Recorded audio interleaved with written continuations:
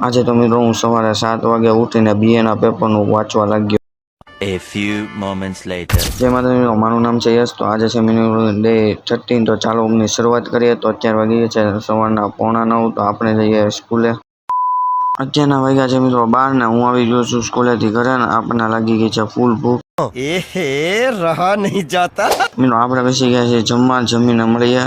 આપણે મિત્રો હવે જમી લીધું છે. હવે ચાલુ કરી નાખીએ આપણે ગેમ. अभी मजा आएगा ना भिड़ो. BGMI માં મિત્રો આપણે પહોંચી ગયા એસમાં. બપોરના 5 વાગે મિત્રો હું નીકળી ગયો છું પાસ્તા લેવા. તો મિત્રો આપણે લઈ આવ્યા છે પાસ્તા.